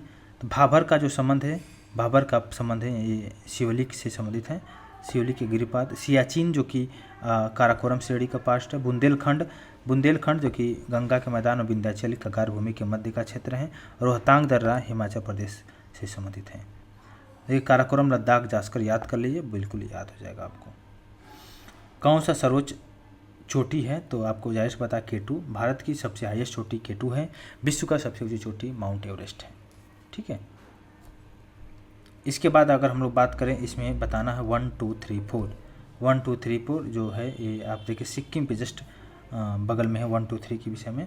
तो देखिए सबसे अगर संख्या 2 पर कौन सा है? संख्या 2 पर है मकालू है, और 3 पर कंचनजंगा है, और 4 पर नमचा बरवा हो गया यहाँ पे, और 1 पर जो कि माउंट एवरेस्ट है। तो माउंट एवरेस्ट है और उसके बाद मकालू है, फिर 3rd नंबर पर कंचनजंगा है, 4th नंबर पे नमचा बरवा है। ठीक है, तो इस तरह याद कर लीजिएगा। मैचिंग भी करा सकते हैं। K2 का संबंध जम्मू कश्मीर से, नंदा देवी का उत्तराखंड से, तारा पहाड़ का हिमाचल प्रदेश से, कंचनजंगा का सिक्किम से है। जम्मू कश्मीर राजमार्ग पर जवाहर सुरंग जो गुजरती है, पीर पंजाल श्रेणी में जवाहर सुरंग गुजरती है। भारत के पर्वतों के अवस्थापन पर विचार करते हुए इसमें से बताना कौन से उत्तर से दक्षिण की ओर का सही अनुक्रम है? दोद्दा बेट्टा, विंध्याचल, धौलागिरी और कैलाश। भारत के निम्नलिखित लोकप्रिय पर्वतीय स्थानों को माध्य समुद्र तल से इसकी ऊंचाई अगर देखा जाए तो इसमें कौन सा है? तो इसमें देखा जाए तो शिमला है 300 से लेकर 6000 मीटर, ऊटी हो गया 2240 मीटर, दार्जिलिंग हो गया 2134 मीटर, मसूरी हो गया 2000 मीटर। हिमालय की जो पीर पंजाल का पर्वतमाला जो है किसका भाग है? यह है लेसर हिमालय का भाग है। हिमालय के बारे में कौन सा कथन सही नहीं है? ऑप्शन नंबर C सही नहीं है। हिमालय का निर्माण एक लंबे भूगर्भिक हलचल के दौरान हुआ है। इसके निर्माण के संबंध में कोबर हो गया, कोबर का भूसन्नति का सिद्धांत हो गया, हैरी हेस का प्लेट विवर्तनिक सिद्धांत हो गया। इसका निर्माण सेनोजोइक महाकल्प के इयोसीन और ओलिगोसीन कल्प में हुआ है। यह नवीन मुर्दार वलित पर्वत है। इसमें से कौन सा सही नहीं है? देखा जाए तो ऑप्शन नंबर C सही नहीं है। शिवलिक पर्वत श्रृंखला असंपीड़ित नदी निक्षेप से बनी हुई है। हिमालय का विस्तार अराकान योमा कहाँ पे है? म्यांमार में अवस्थित है। हिमालय की रचना समांतर वाले श्रेणियों में हुई है, जिसमें से प्राचीनतम जो श्रेणी है वो है C है, द ग्रेट हिमालयन रेंज। पश्चिमी हिमालय में उत्तर पर्वतीय वनस्पति 3000 मीटर की ऊंचाई तक उपलब्ध है, जबकि पूर्वी हिमालय में वह 4000 मीटर की ऊंचाई तक उपलब्ध है। ये कई पर्वत श्रृंखला में इसकी विविधता का जो कारण है, पूर्वी हिमालय का भूमध्य रेखा और समुद्र तट से पश्चिम हिमालय की अपेक्षा अधिक निकट होना। हिमालय में हिम रेखा निम्न के बीच में होता है, ये जो कि 4500 से 6000 मीटर के बीच में होता है। छुरी की पहाड़ियों का अधिकांश भाग किस जिले से वितरित है? यह कोरबा। छुरी उदयपुर जो हिल कहाँ पे एक्सटेंड करता है? एक कोरबा रायगढ़ में एक्सटेंड करता है। दोद्दा बेटा चोटी जो अवस्थित होता है नीलगिरी पहाड़ी में चोट अवस्थित होता है। नीलगिरी का संबंध दोद्दा बेटा से, अरावली का आबू पर्वत, सतपुड़िया का धूपगढ़ से, हिमालय का संबंध सागरमाथा से है। वहीं पर अगर हम लोग देखें तमिलनाडु का संबंध दोद्दा बेटा चोटी से है, राजस्थान का संबंध गुरु शिखर से, नागालैंड सारामती चोटी से, मध्य प्रदेश का संबंध धूपगढ़ चोटी से। The highest mountain peak of Indian peninsula जो है उसमें से अनाईमुडी है। निम्नलिखित में से कौन सा भारत की सबसे ऊंची चोटी है? अनाईमुडी इसका राइट आंसर है। कौन सा पूर्वी घाट की सबसे ऊंची चोटी है? वो है आरमाकोंडा। कन्याकुमारी से सटी जो पहाड़ियाँ हैं वो है ऑप्शन नंबर सी है कार्डमम हिल्स है, कार्डमम हिल्स। केरल का संबंध अनाईमुडी से, नागालैंड का सारामती से, उत्तराखंड का नंदा देवी से, तमिलनाडु का संबंध दोद्दा बेटा से। केरल अनाईमुडी, नागालैंड सारामती, उत्तराखंड नंदा देवी, तमिलनाडु का संबंध दोद्दा बेटा से। ये यूपीएससी 2018 का पीसीएस का आया हुआ है। देखिए पश्चिमी घाट के संबंध में कौन सा कथन है, इस पर विचार करें। पश्चिमी घाट 1 2 3 मतलब पश्चिमी घाट एक ब्लॉक माउंटेन है और इसका जो पूर्वी ढाल क्रमशः नीचा होता हुआ पठार है। इसका उत्तरी खंड लावा बेसाल्ट से आच्छादित है। निम्नलिखित में से कौन सा पर्वतीय चोटी पूर्वी घाट में अवस्थित नहीं है?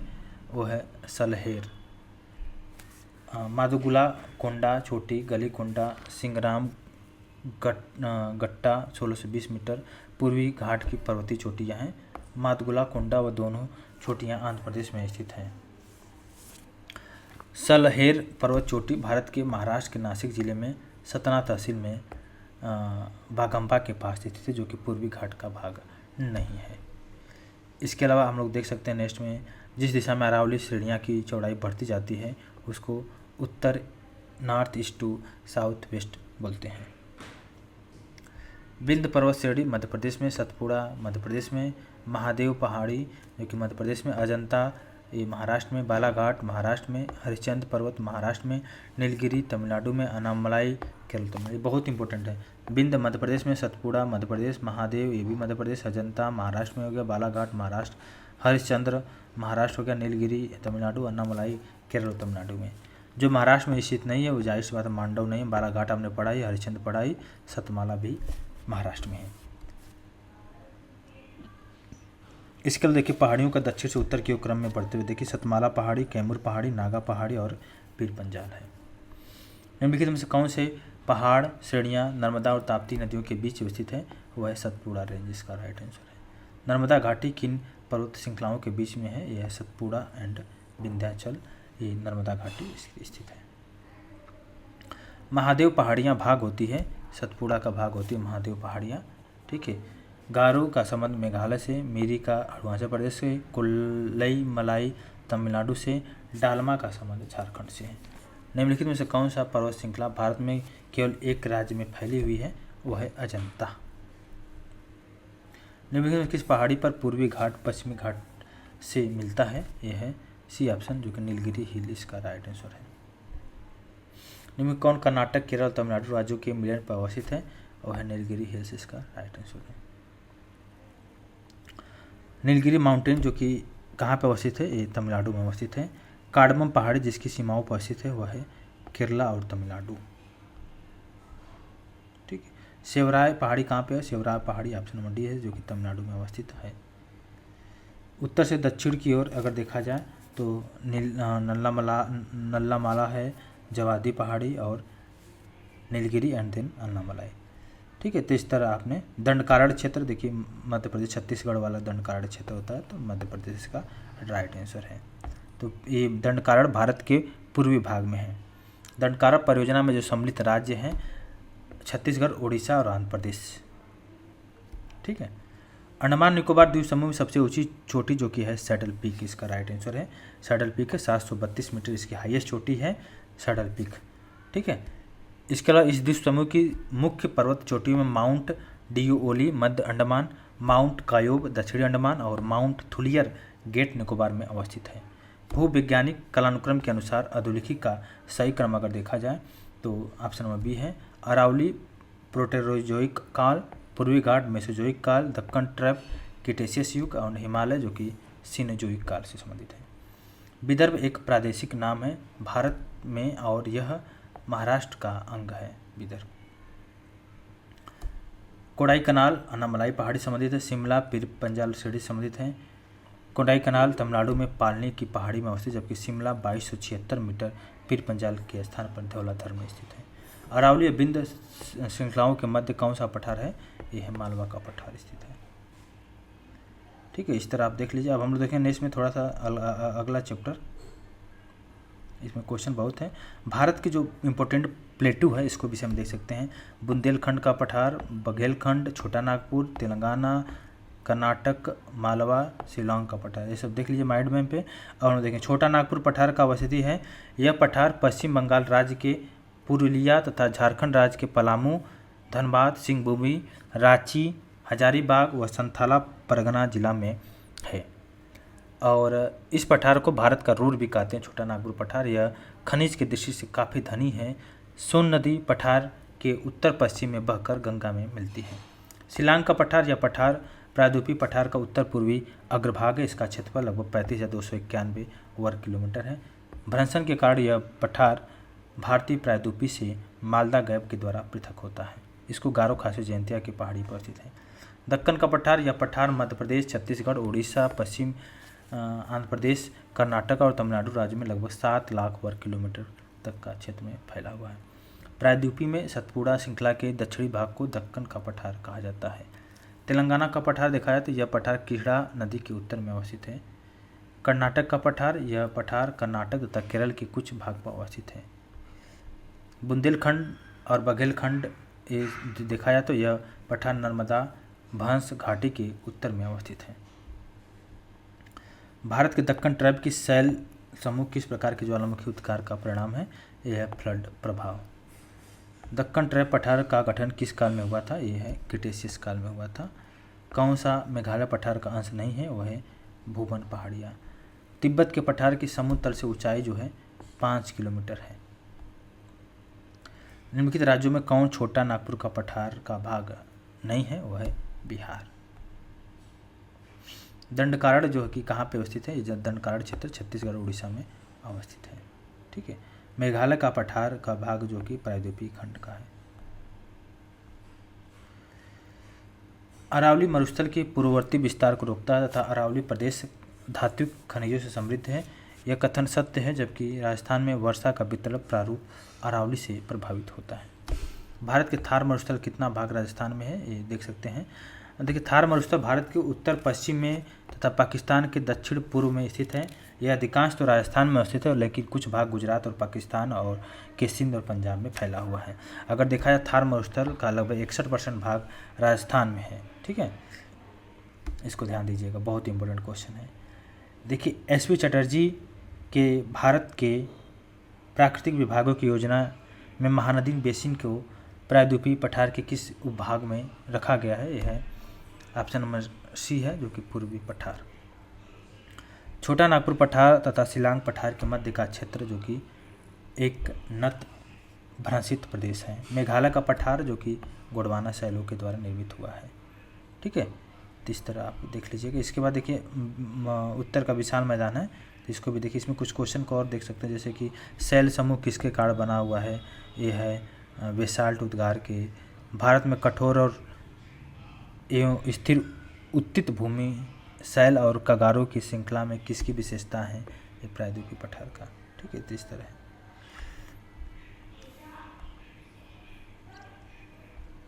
मैदान देख सकते हैं, ब्रह्मपुत्र का मैदान हो गया, मध्य गंगा का मध्य मैदान, ऊपरी गंगा का मैदान, पंजाब मैदान, राजस्थान का मैदान, निम्न गंगा मैदान है। ठीक है, तो इस तरह मैदान के विषय में देख लीजिएगा। और बहुत बड़ा चैप्टर नहीं है, इसमें बस खत्म हो। नेक्स्ट में हम लोग देखेंगे नदियों के विषय में। इसमें थोड़ा सा ये देख सकते हैं कि राजस्थान का मैदान का विस्तार जो कि राजस्थान के पश्चिमी भाग में अरावली पहाड़ी और भारत पाकिस्तान सीमा तक फैला हुआ लगभग 1.75 लाख वर्ग किलोमीटर है। पंजाब और हरियाणा का मैदान 1.75 लाख वर्ग किलोमीटर तक है। यह एक चौरस मैदान है। यह मैदान पंजाब और हरियाणा राज्यों में मूलतः फैला हुआ। गंगा का मैदान देख सकते हैं उत्तर प्रदेश, बिहार, पश्चिम बंगाल में फैला हुआ है, ठीक है। गंगा में ही विश्व का सबसे बड़ा डेल्टा भी है, इसको ध्यान दीजिएगा। और ब्रह्मपुत्र का मैदान, यह मैदान हिमालय पर्वत और मेघालय के पठार के बीच में है। हिमालय और मेघालय के पठार के बीच में एक लंबा और सकरा मैदान, इसकी लंबाई 800 किलोमीटर है। ब्रह्मपुत्र नदी के बीच में मिट्टी के जमाव के कारण कई द्वीपों का निर्माण हुआ है। इसमें माजुली द्वीप जो कि असम द्वीप प्रमुख है, ठीक है। इसका देखिए राजस्थान मरुस्थल अथवा थार मरुस्थल में किसका विस्तार है? यह है प्लास्टिनोसिन अभिनव जात। चैप्टर कंप्लीट हुआ। नेक्स्ट चैप्टर हम लोग डिस्कस करेंगे अपवाह तंत्र।